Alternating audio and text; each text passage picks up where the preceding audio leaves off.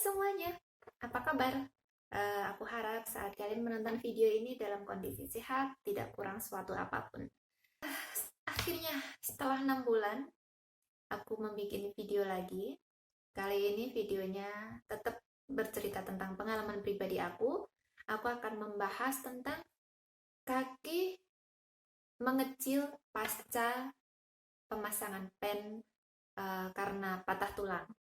Nah, di sini mungkin banyak sekali di antara teman-teman atau mungkin kerabat ataupun siapapun itu yang merasa khawatir sekali mungkin setelah pemasangan pen, kok bentuk kakinya itu lebih kecil daripada kaki yang tidak dipasang pen atau kaki yang tidak patah.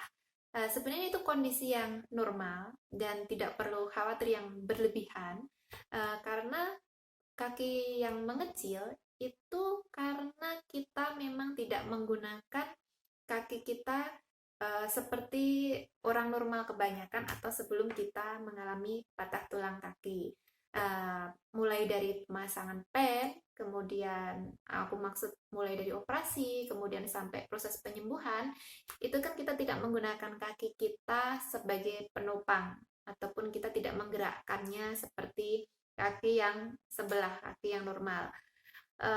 Akhirnya terjadi otot-ototnya mulai melemah. Nah, bisa nggak diterapi untuk agar kakinya itu besarnya sama lagi dengan kaki yang satunya?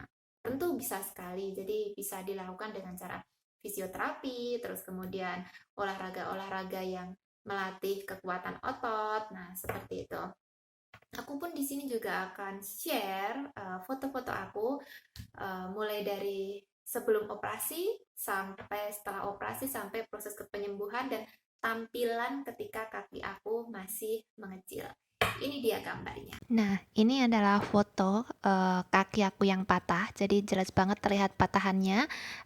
Dua tulang semuanya patah. Tulang yang depan, yang tulang kering yang besar itu patahnya dia kominutif. Jadi menyebar, bukan patah satu aja, patahannya diagonal dan lebih dari satu garis patahan. Kemudian yang tulang betis itu juga patah, tapi dia jenisnya oblik, jadi cuman patah, benar-benar patah komplit, tapi tidak menyebar, hanya satu aja dan bentuknya juga diagonal.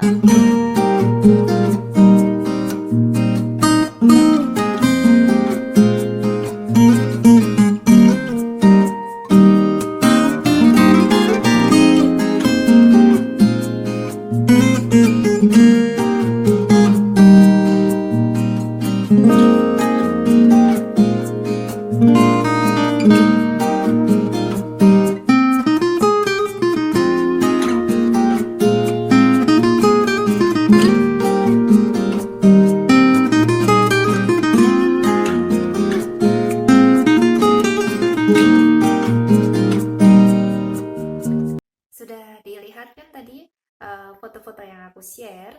Jadi di situ jelas sekali aku mengalami patah tulang kaki yang sangat-sangat serius karena dua-duanya, dua tulang kaki aku, dua-duanya patah dan posisinya pun sepertiga dari tungkai. Jadi hampir mendekati persendian di tungkai kaki aku. Kemudian patahnya pun juga bukan patah yang sederhana. Jadi tulang yang besar, tulang tibianya itu, aku mengalami patah menyerong, kemudian dia juga menyebar. Jadi terjadi lebih dari satu garis patahan. Kemudian yang tulang betis itu juga patah, tapi dia patah oblik. Jadi cuman menyerong aja. Jadi hanya satu garis patahan, tapi juga menyerong dan posisinya juga sama, deket dengan tungkai. Nah, saat proses penyembuhan pun juga itu membutuhkan lebih, istilahnya lebih rajin ya untuk proses menggerakkan tungkai sendi. Karena kalau kita tidak melatih, maksud aku sendi di tungkai ya.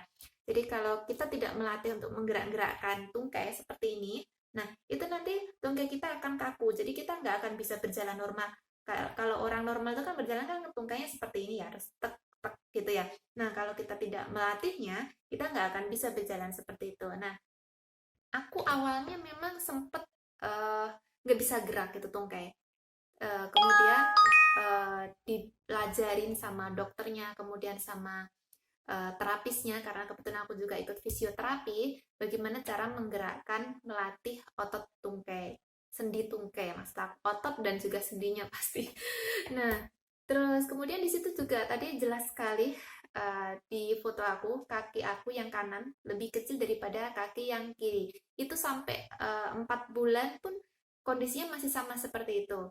Setelah aku mulai berjalan normal, itu sekitar ya 5 bulan lah, 5 bulan aku mulai berjalan normal, lepas growth, walaupun berjalannya masih pelan-pelan, mulailah kaki kanan aku membesar pelan-pelan.